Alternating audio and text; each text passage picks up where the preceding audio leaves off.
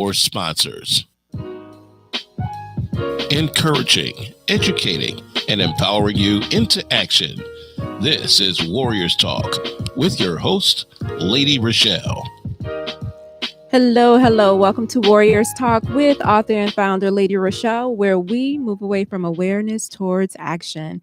It's Health and Wellness Monday, and our topic for today is kidney health, what you need to know. We are live on Intellectual Radio. We just heard from the Drive FI with Roman. Keep it locked right here on Intellectual Radio and allow us to feed your brain. On the last episode of Warriors Talk, I spoke with breast cancer survivor Lauren Gritt, and we talked about her fight is our fight. Go over to YouTube, type in Intellectual Radio, stay connected for any episodes you may have missed.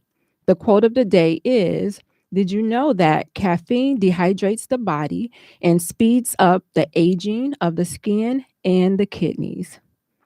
Here are your trending topics for today. According to CNN News, customs officers at a Detroit Metropolitan Airport made an unusual and potentially dangerous discovery in a passenger's luggage. They found 6 giant African snails. The snails, which were alive, were found in a suitcase of a traveler who arrived in Detroit from West Africa country of Ghana, according to a Friday's new release from the Customs and Borders Protection for the U.S. The critters are considered a prohibited organism in the U.S. because they can cause disease in humans and wreak havoc over the environment. Despite this, people around the world eat the snails and keep them as pets in some countries. Our Border Patrol officers and agriculture specialists work diligently to target, detect, and intercept potential threats before they have a chance to harm the U.S. Native to East Africa, the snails can grow up to 8 inches long. Giant African snails carry a parasite called rat lungworm that leads to meningitis in humans, and in addition, they can eat up to 500 different types of plants. They even consume plaster and stucco of houses as a source of calcium, which can lead to the environmental damage if they are released into the wild. In July, a Florida county was placed under quarantine after officials discovered a fast-growing population of the snails. The population had to be originated, they said, from an illegal pet trade. A previous population of giant African snails was found in Miami-Dade, Florida, and it took them 10 years and millions of dollars to eradicate it fully. The snails can produce up to 2,500 eggs per year, so this population is difficult to control. So that is your trending topic for today. I'm grateful for my sponsor, Emmanuel Church of God in Christ, with Pastor Michael Richardson, who has a special message for us. Greetings, I am Pastor Michael Richardson. And I am First Lady Anastasia Richardson from the Emmanuel Church of God in Christ. We're located at 3058 West Van Buren in Chicago, Illinois. We are building upon a solid foundation. And we're inviting you to join us every Sunday morning on Facebook Live at Emmanuel Kojic at 10:15 Central Standard Time. And you can also view our videos on our YouTube channel at Emmanuel Kojic-MR. Once again, this is Pastor Michael Richardson and First Lady Anastasia Richardson, and we're from the Emmanuel Church of God in Christ. We are building upon a solid foundation. Joining me today is no stranger to Warriors Talk. She is our healthy solution expert with over 20 years experience as a family physician, and she is impacting lives every single day. Hello, Doc Michelle. Hello, Lady Rochelle. How are you today? Good. Excited about this topic. Yes. And happy spring, right? First yes. Spring. We've gotten through the worst, I think. I hope so. I'm ready to wear my toes out. Like, I'm just ready. Yes. I'm ready. Good. I am ready. If you are tuned in on any form of social media, please like the show, share the show, invite someone else in that may benefit from this valuable information. And I see that Lisa is already here. Hey, Lisa. Hello, good evening. Yes. So this topic, Dr. Michelle, kidney health, what you need to know. So March is National Kidney Month. It's a global awareness campaign that seeks to spread awareness about chronic kidney disease and help us build better paths to kidney health. Yes, this is a good topic, for us to talk about because we don't talk about kidney health in this sort of forum a lot. And a lot of people don't know that they have kidney disease when they do. And millions of Americans live with this every day, and it can be very asymptomatic. So it's good that we're talking about it, getting people to think about it, and then talk to their doctors about it too. Yes. So according to statistics, and I know you're probably going to bring this up, in the United States, approximately 37 million adults are estimated to have chronic kidney disease, the National Kidney Foundation says, and just 10% of these people know that they have it. Yes, because many times you have no symptoms, right? And so by the time you have symptoms, which we can talk about, it's sort of progressed, right? And the point is, kidney disease is not really curable, but it's controllable and it's treatable, but we always want to catch it early.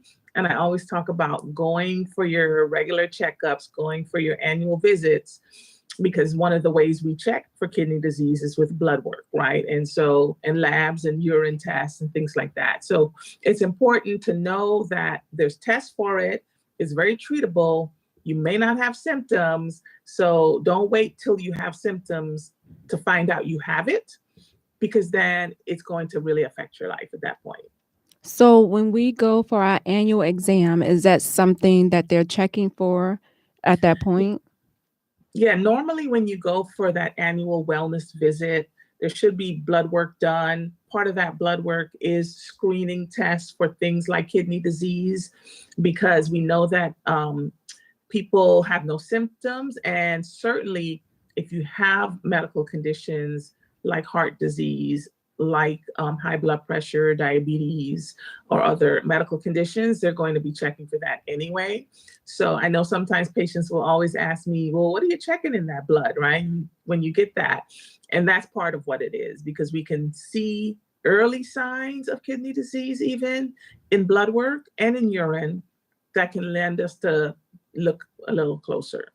So when you go to the doctor and they saying, okay, I need you to pee in this cup, because we hate peeing in the cup. We do. We hate doing it. Just go ahead and pee in the cup, and, so that they can do the test that they need to do. And we could get answers, to what could be going on earlier. Mm-hmm. Mm-hmm. Yeah, we can see extra protein in the urine, extra calcium. Are you hydrated or not hydrated? Do you have an infection or not? All those things we see in the urine and can be signs of other things. So we definitely want you to follow through with that. I know it's a hassle, but it's important. So it says that African Americans, not only us, but Hispanics and American Indians are at a high risk for developing kidney failure. And like you said, it was due to the diabetes, the high blood pressure at a higher rate than any other race. Yes, right. We always talk about this when we talk about medical illnesses on your show, is that African Americans and Hispanics more likely to have diabetes, obesity, and the things that come from that, high cholesterol, high blood pressure, and then that lends right down the trail to kidney disease. So some genetics can lead to kidney disease as well. But yeah, we are more at risk. Another reason to, even if you feel like you're healthy and have no medical problems, to go and get checked out. I can't tell you how many times I see people who say, no, I have nothing going on, but they haven't seen a doctor in 5 years, right? So how do you know? So how do you know? And then I come and tell them, no, they've got some things and they're not too happy with me at that point. Hilarious. So what are kidneys and its function? Yeah, good question. So the kidneys, I need some water, are two kidney bean-shaped organs that sit sort of in your lower back area. And what they do is they filter toxins and waste from your blood, right? And those toxins and waste are then sent to the kidneys, to the urine, and then you pass that urine out, right? And so if your kidneys are not working well, right, then you will retain a lot of toxins. Sometimes it gets to the point where you're not even producing adequate amount of urine, which is towards the end stage. But it's a vital organ. We have two of them. You can live with one. Many people are born with one kidney. But yeah, it filters the waste from the blood, and it produces a hormone that also helps to regulate our blood pressure. And when the kidney is not working well, we can get high blood pressure from that as well. So important to know that. Oh, wow. Yeah, sometimes the kidneys, it's a hormone called renin. We won't get too technical about it, but if the kidney is producing too much of that, then you can have high blood pressure. And that can be either genetics or other inflammatory reasons that your kidney might be producing this extra hormone. We all make that hormone, but sometimes it's out of balance and that can cause problems. So I don't want to be jumping ahead a little bit, but how important is heart health to kidneys?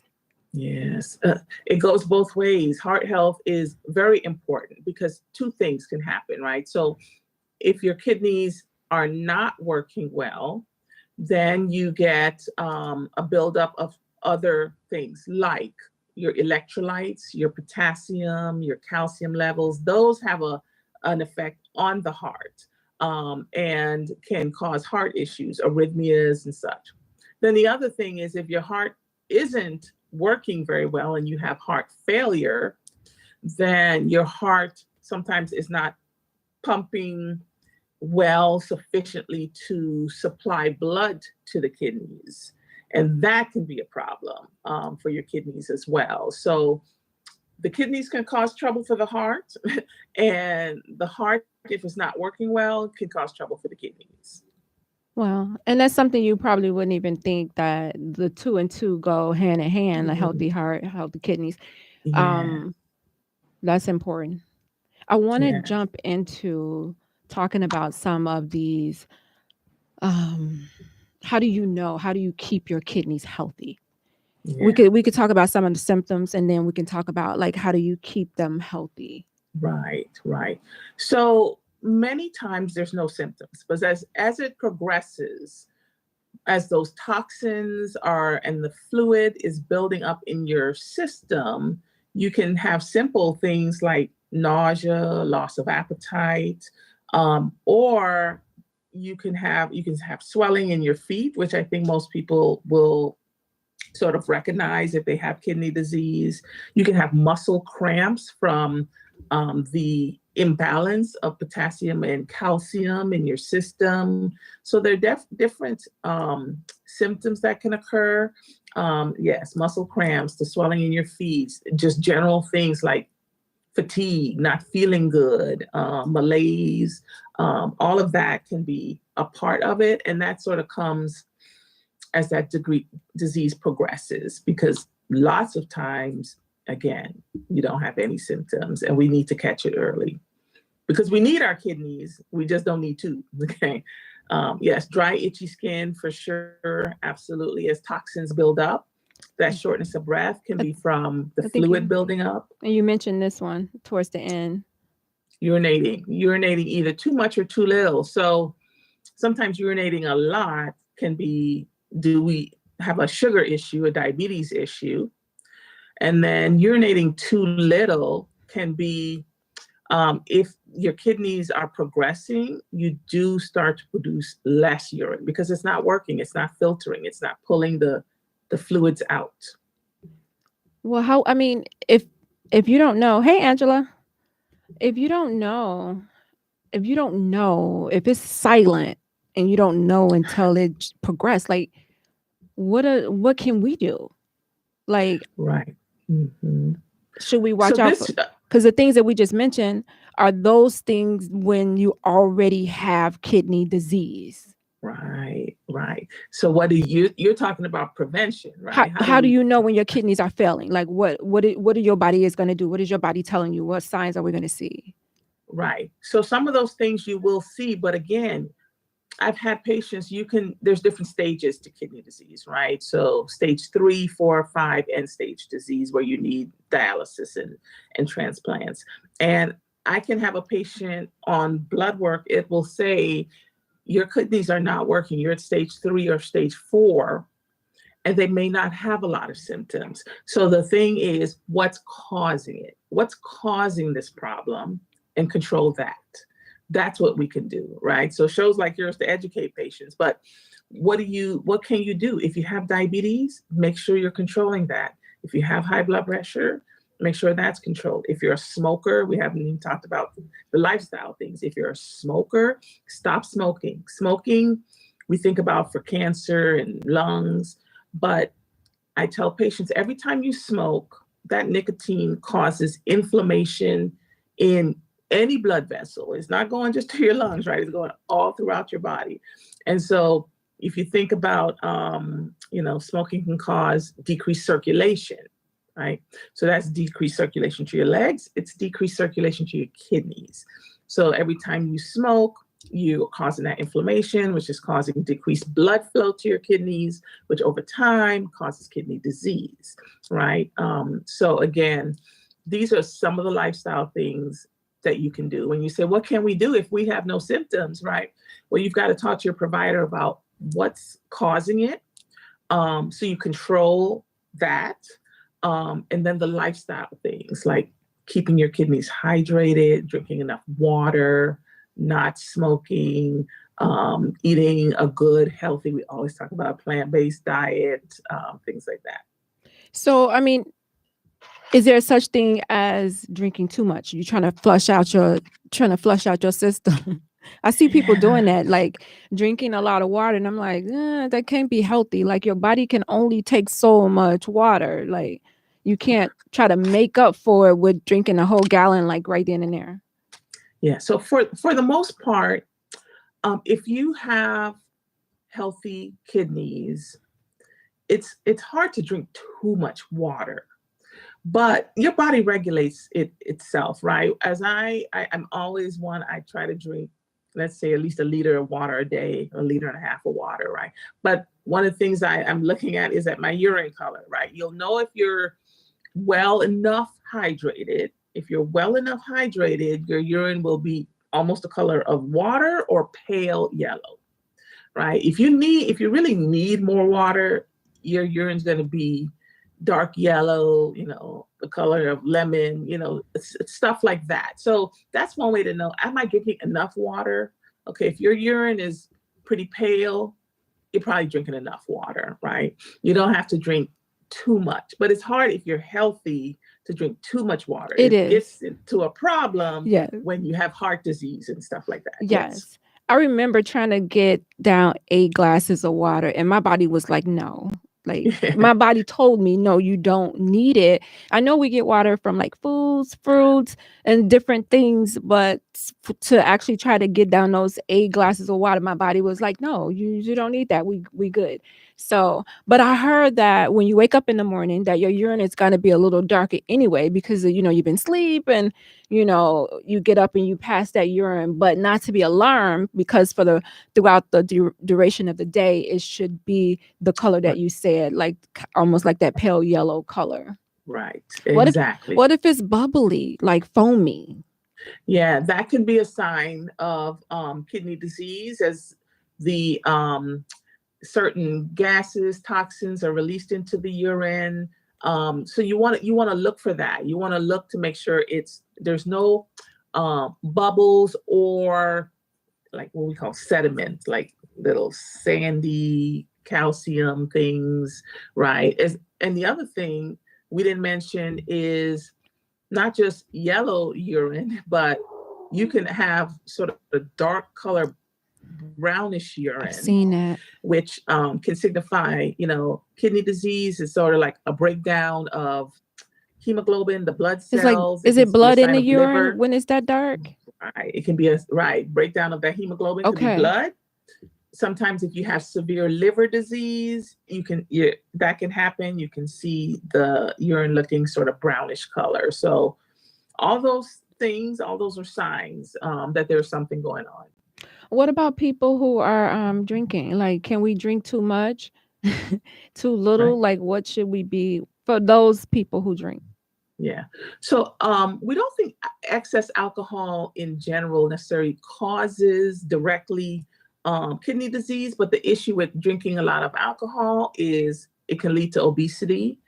And alcohol is really sugar, so it could take your sugar up, make your diabetes go out of control, cause liver disease, which can, then cause more issues with fluid buildup and things like that. So from my recollection, there's no direct cause, but what the other things the alcohol is doing to our bodies can lead to kidney issues. Yeah. I think it's said drinking too much can harm all parts of your body, not just your kidney. Right. There's the liver, Exactly. different Right. parts of your body. So yes, don't just exactly. focus In on moderation. yes. In Okay. moderation. So since you said that, it says consuming more than 3 drinks a day for women or 4 drinks a day for men is considered heavy drinking, according to the National Heart Association. So if you know that you're drinking more than 3 drinks a day and you're a woman, for a man, then that's considered heavy drinking. And sooner or later, if you're doing it constantly, you're going to start having issues, not just with your kidney, but other parts of your body as well. Yeah. And we always talk about what size of drink are we talking about? You're talking 4 to 8 ounces, a glass of wine or something. If you're drinking, because 1 pint of something isn't considered 1 drink, right? Because it's a lot. Right, exactly. Right. So clarify. we really have to quantify that for some folks, right? But you are absolutely right. We 1 drink a day for women is okay, right? Depends on what it is. We think there's some benefits to drinking red wine. That's another show. Right, exactly. Yeah. We need to do a whole show on that one. Right. People may get mad though. They may get mad about that because they love their wine. I know. So the National Kidney Foundation warns that regular heavy drinking affects the kidneys and their functions and double your risk of kidney disease. Yes, because all those things we talked about, inflammation in the body, the sugars going up, it takes instead of drinking water, you're drinking alcohol. So you're now dehydrating yourself. All of those things together increases your risk. Let's talk about over-the-counter drugs.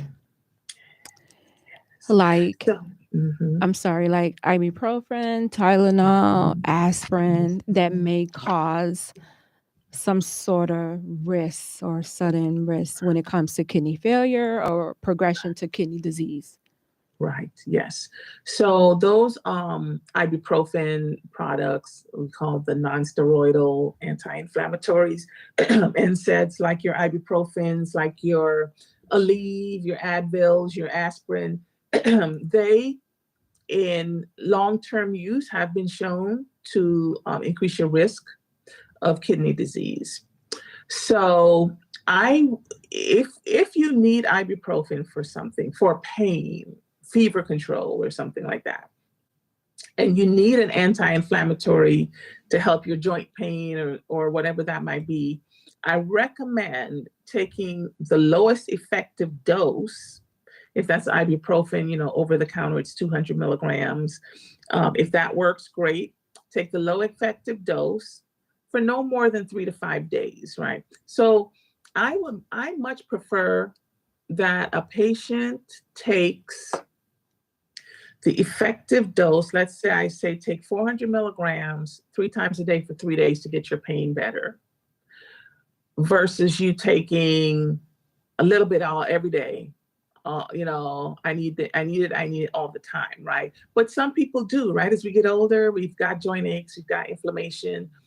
The take home is take the least effective dose of those, and for the short amount of time that you need it. And if you're someone who needs it long term, make sure you're getting your numbers checked, right? Make sure you're going in to get your numbers checked.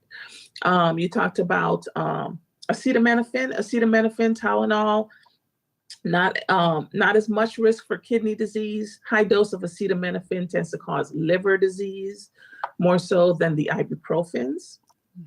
And you've got a good statistic here, right? Use of those over-the-counter drugs for no more than 10 days for pain. I say 5 because people usually, if I say 5, then it might be 7, right? Or no more than 3 days for reducing a fever. And that's because, first of all, if you're taking the medicine for 3 days and you still have a fever, you need to be checked out. Why? Okay. And then if you're taking it for 10 days and you're still having pain, maybe there's some other cause or other modalities to treat your pain than that, for sure. So that's important to know. Also being aware that the medicines we use for sort of acid reflux, ulcers, what we call the proton pump inhibitors, that's your Prilosec, your Previcids. They do have a risk in long-term use of increasing your risk of kidney disease as well. Again, I'm always about lifestyle change, right? So for things like GERD, ulcer medications, if you need that a lot, we probably need to be talking about your diet, right? We need to talk about what's causing your ulcer. You don't want to be on those long-term without a break either. Wow, that's some great information. I want to take a quick break because I want to recognize my sponsor. You guys, we are live on Intellectual Radio with Doc Michelle, and we're talking about kidney health, what you need to know. I want to recognize my sponsor, Gloria Dotson with Mary Kay. She's catering to all of your beauty needs from head to toe. You can go over to marykay.com/GDOTSON, or you can contact 773-749-6680. Let her know that Warriors Talk sent you. We're talking about kidney health today. And we know if you are an African American, you are definitely at risk for kidney disease, especially if you suffer from high blood pressure and diabetes. And we also talked about the heart. The heart and the kidney goes hand in hand. So making sure that you have a healthy heart because it can affect your kidneys as well. So, Dr. Michelle, we talked about a lot. That was a lot. We talked about what your kidneys are and the function that it filters the waste from your blood, and it also produces the hormones. We talked a little bit about the signs and symptoms. One of the things you talked about was it doesn't always have signs. You may not always have signs that you have kidney disease until you are maybe in that stage 3 or 4, because it's 5 different stages, right? And Tabitha was online. I don't know if she's still here, but I know Tabitha is on dialysis and she's waiting for a kidney as well. So, and I had a sister who was type 1 diabetic that ended up being on dialysis. And we know that dialysis does, it's I heard a doctor said that it was like, it's almost like they feel like they have ran a marathon, when they get the dialysis, and then by the time you go home, you're tired, you rest, and by the time you get energy back, it's time to go again and get the dialysis all over again. So, that could be when you talk about just not the physical part, but the emotional part of someone who has to actually sit there and go through dialysis. And I think Tabitha, they were training her to do her own dialysis. Right. So if you could just imagine that, I guess it's a good thing. You don't have to really sit in, the doctor's office to do it. You can do it out of the comfort of your home, but it's like, you still have to do it. So it's still the emotional and physical, part that your body and your mind has to go through, that I have to do this dialysis. Yeah, dialysis is very draining to the body, just like you said. The good thing, I think, is this peritoneal dialysis, which patients are able to do from their home, where they can be trained to, instead of it coming from the arm, it's into the stomach, but it's much the improvement of lifestyle for people, right? Because they can do it overnight, and then they can hopefully have enough energy to do more things during the day. So it's not new, but it's good that more and more patients are getting that opportunity to do that. But you're right. It's so important to catch it early. Otherwise, you get to the point where you need hemodialysis or peritoneal. or a kidney transplant. And there are so many people, I don't know the number, but there's so many people on the transplant list that it's very difficult, right, to find a donor. And, the closest donor would be a family relative, first degree relative, parent, siblings, children. But it's very hard, and people stay on dialysis and on a transplant list for years waiting for a kidney. And it gets back to, if we can catch things early, we always talk about this on your show. If we can catch things early, if we can educate you, right? It's about educating and then taking action, right? The action is get your numbers checked, go if you have your specific disease state, make sure it's well controlled, because it's the complications of diabetes, hypertension, kidney disease that can cause trouble for folks. So there are two types of ways that you could get that dialysis. It just depends on where you are in that staging. Yeah, it's peritoneal dialysis. You've got to be able to, first of all, want to do it at home, be comfortable doing it, have the whole wherewithal to be able to do things in a sterile manner, and all of that. But I've had patients, not a lot of them, because some of them don't want to be bothered with it. They have to have a lot of equipment, bags of dialysis products in their home, and sometimes it's not feasible. But a lot of patients like it because it does give them some flexibility. They're able to do it at night and be able to, do their activities during the day. Now, do you know if they're more exhausted than the ones that, do it through, or is it the same? It's pretty much the same, probably a little bit better for the peritoneal dialysis than regular hemodialysis, but both are quite exhausting. It's a very taxing process to the body to take out your blood, filter it, and bring it back in. It takes hours, and it's very stressful to our bodies. I saw something about the cost, Dr. Michelle, when it comes to the dialysis. It said, so the second one you mentioned, not the one. Yes. So that one I think is a little cheaper, but the other one, they said it was about $100,000 to $145,000 per patient per year for them to do that. So it's really expensive, and not to mention what it costs maybe for them to be in therapy, because you have to, be able to cope with going through all of this. So right. That's a lot of money. And it's a lot of money, and that's just one thing we're talking about, right? Because if they've got kidney disease, they probably got other things. But yeah, the cost of peritoneal, theoretically, it makes sense that it's less, right? You don't have a nurse, you don't have all these other things. You're not using a facility, you're using your home. So that makes sense that it is less costly to the system. But you do have to really be motivated to do it. And again, that's one of the reasons that we talk about the cost of healthcare and what can we do from the magnitude of it and down to the individual level, right?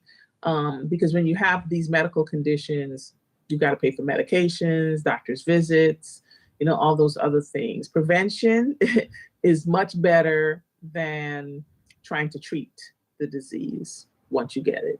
Because as you see, it can be quite costly in the end. I see. I'm just thinking, because kidney disease does not have any symptoms, and if you're going to the doctor once a year and we're getting our blood drawn, then there should be, at some point, if something is going on, there should be, okay, the doctor, look, hey, I see these numbers. We need to think about doing XYZ. Before it gets to that point, like, is kidney disease reversible? Are you able to reverse it at some point? Because you see it all over YouTube, but you can't really believe everything that you hear. Right. So people can get what we call an acute kidney injury. So that's not chronic disease. That's something happened and it caused some damage to your kidney. That could be from a bad infection, from being really dehydrated. So that's something that happens. And we see those numbers when we check blood, that we can see that there's damage to the kidney. But many times that resolves itself, right? So an acute kidney disease injury from something that happened, like either even trauma or infection, dehydration, that gets better. But chronic kidney disease means that damage to your kidney has been there at least 3 months, right? It didn't resolve itself. It's been there at least 3 months, doesn't seem to be getting better. That's not really curable, right? Very treatable, right? Because we can figure out what is the underlying cause, right? Yes, you have chronic kidney disease, but what caused it? How do we prevent it from getting worse? So if you're a stage 2 or 3, that's where you stay for as long as possible. And that's where it's important to see your provider, because you want to have conversations with them over time, right? Even some supplements, doctors are not, we're not experts in supplements, but we can look things up very quickly and tell you, oh yeah, well, if you're taking this, maybe it's going to interact with your medicine and you shouldn't do that because it can lead to kidney disease. So I always tell patients we're all taking some form of a supplement here or there, take those to your provider with you so they can look that up and look at it and tell you, is it safe to take or not? But chronic kidney disease in general, we don't think is curable, but very well treatable. Sometimes we always see some improvements in the numbers, but that underlying sort of disease inflammation in the kidneys is sort of always there. So is it a way to slow down the progression of kidney disease? Absolutely. I tell patients all the time, not because you're at this point means that it will progress, but here's how we help it to not get worse. If you smoke, quit. If you're overweight, try to walk or exercise 30 minutes a day if you can, to maintain a healthy weight, maintain a healthy diet, right? So you want to eat more plant-based foods and less foods with high sodium. Things with high protein foods can cause the kidneys to work more, right? So high protein foods. I have a lady, I'm sorry to interrupt you. I have a lady ahead. at my job that she's in stage 3 Mm-hmm. with kidney disease. And she was telling me, she had to change her whole diet. And she mentioned something about protein. She was like, yeah, I can't have too much protein when I eat. And I'm just like, what? I'm trying to get more protein. You can't have any. She was like, no, it's the opposite for me. And I was just like, oh, wow. So I learned something new. I didn't know that the protein would affect someone who had kidney disease. I was like, wow. Yeah. When we eat a lot of protein, and especially like the red meats and such, as our bodies break it down, that can produce more waste, which then has to be filtered through the kidneys, And it's already, causes the kidneys to work more, which is not good if you already have kidney disease. Well, what about the healthy proteins, like the plant-based proteins? Like, is that different when it comes to, I'm sure it is when it's breaking it down. Right. So that's definitely better for you than the others. And depending on the stage of someone's kidney disease, I definitely recommend that they see a dietitian, right? Because a lot of times we don't know, right? What is the good proteins? How much is too much? What about the carbs and the sodium and all of that? And it can be overwhelming, right? And it's hard to change your old habits without real guidance, right? And someone to walk you through it. I've had some dietitians in the past, they will make an appointment to go to a grocery store with the person to show me how you normally purchase food, and here's what you should get instead of because of your disease. Wow.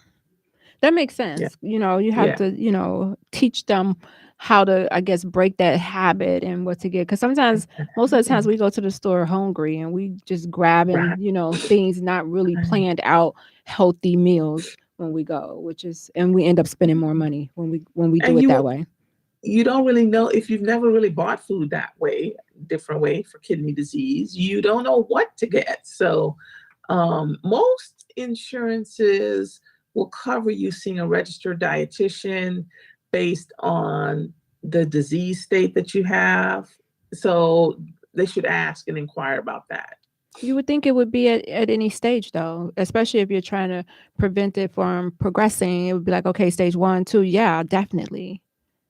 Yeah. I mean, it don't hurt to ask, It right? doesn't hurt to ask. All plans are different. All insurance plans are different. It would be great. Absolutely. Right. A nutritionist or a dietitian, if you're talking about prevention, that should be available to all of us to teach us, because those, if you think about the populations we talked about that are higher risk, they may not have that education to know all the things that they need to do. Right.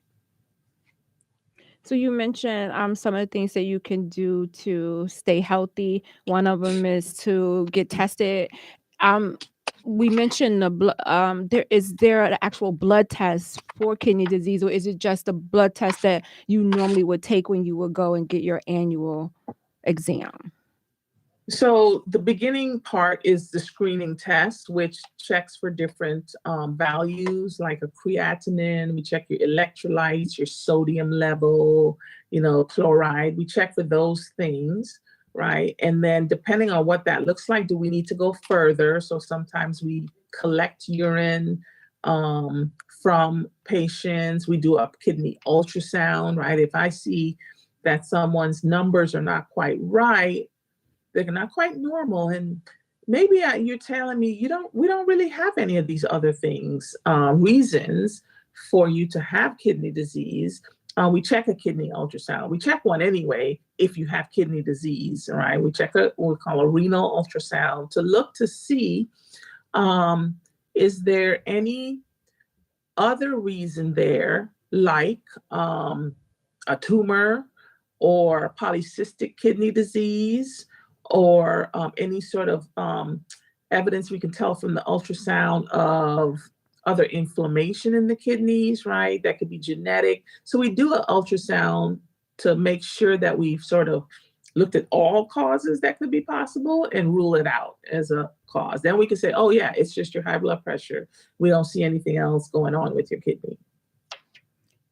Let's get into some of the facts and the myths. We love to do those. Yes. As part of our education for everyone.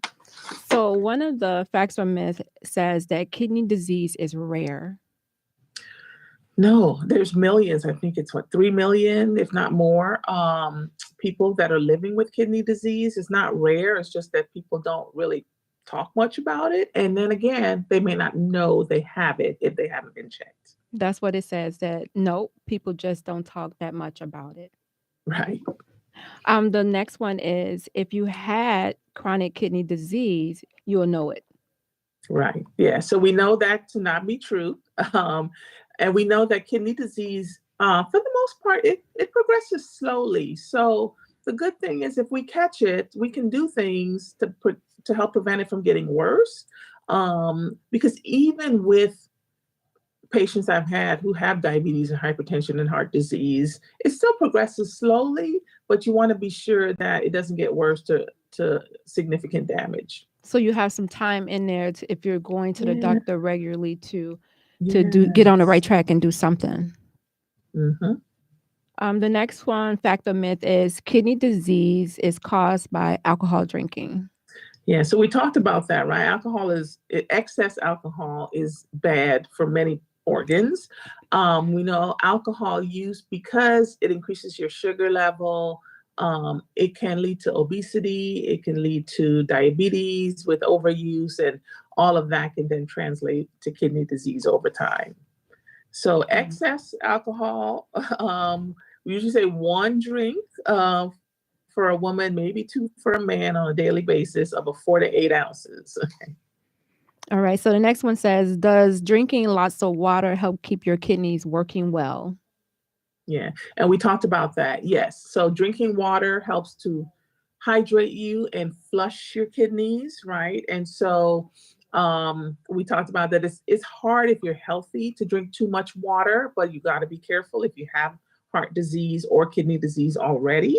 But it definitely helps to flush toxins out, prevent kidney stones. People can be more at risk of kidney stones when they are sort of chronically dehydrated. That was the next one. Kidney stones lead to kidney disease. Right. So many times kidney stones are, they can pass on their own, but when you have kidney stones that are larger and they're irritating the pathway, and it's sort of chronic, yes, it can cause kidney disease. And again, that's why it's important to drink water to flush the system. So if you get kidney stones, should you be worried that, or should you maybe? I'm assuming the doctor may do some type of testing anyway if you have the kidney stones. Yeah, so we do different tests. One is an ultrasound, and then another is a urogram test where we can see how the urine is passing through your system. And if we see stones that are, stones can be like sand. They can be pretty tiny or they can be pretty large. If we saw large kidney stones that would not be passable, then they do different procedures. We do laser to break it up into sand, and then it can pass in the urine. But if it's chronic and not treated, it can cause inflammation in the kidneys. Wow. Oh, I want to say hi to Brenda or Rick from Let's Stay Together Talk. Thanks for joining us. Also Yes. to Ruben, thanks for joining. So the next myth or fact says chronic kidney disease can be cured. Yeah, we touched on this earlier, and no, not really cured, treated and prevented, right? Lose weight, quit smoking if you smoke, watch your salt intake, and really just, we talk about this all the time, stay active. Yes. Stay active. 30 minutes of walking, on a daily basis, at least 5 times a week, works wonders for so many things. Well, Lisa said, I heard that kidney stones are extremely painful. If it's anything like gallstones, she feels sorry for that individual. Yes, kidneys, when you have a kidney stone, it can cause spasms, which that's what causes that pain. Again, if it's not, even when you're passing a kidney stone, it causes lots of pain and spasms, depending on the size. A specialist can go and they can break it up with laser, so it's kind of sand-like, or they do a procedure depending on the size. They can sort of hook it and take it out. Lots of great things in medicine that specialists can do. But yeah, it is painful because the kidney spasms around that stone because it's not supposed to be there. So is your body like, no, get out of here? No. Yes, pretty much. Wow. Kenya said this is some very good information. Doc Thank you. Doc Thank you Michelle for always joining. brings the heat when she comes. Yeah, she always brings the heat. So the next myth or fact says the acute kidney injury always leads to chronic kidney disease. Yeah, and that's a myth we had touched on, right? You can have an acute kidney injury from things like infection, trauma, but that usually resolves itself, usually within days, hours. We think of chronic kidney disease if those numbers and that disease is there for like 90 days or longer. Wow. And the last one, fact or myth, says chronic kidney disease is genetic, so it can't be prevented. Yeah, well, it definitely can be prevented. There are some people who have genetic predisposition to getting kidney disease, but that's a small amount of people. Most people get it from the other things we've talked about, right? The medications, the medical issues, things like that. The genetic predisposition is a small group. Let's Stay Together Talk says, maybe I missed that, but what are the first stages of making you aware that you have kidney stones? Kidney stones, okay, versus kidney disease. So for kidney stones, even we can sometimes see in urine, if she's talking of kidney stones, we can sometimes see in urine some things like excess calcium, because calcium is what some stones are made of. We can see like blood that you may not see with the naked eye, because again, that stone is sort of irritating the renal pathway. So there are different things we can see in the urine that would concern us enough to do a renal ultrasound, to do that kidney ultrasound. And we can see stones on an ultrasound, or sometimes we need a CAT scan, but for the most part, we can see it on an ultrasound, and then we figure out what's the next steps. Wow, some great But information. really, again, it's drinking water prevents that because you're hydrating and you're flushing your kidneys. Wow. Drink That's enough water. Keep the urine moving. Keep it moving. keep it flowing. That's good to know. Dr. Michelle, I always appreciate you bringing your wisdom. You have a wealth of knowledge.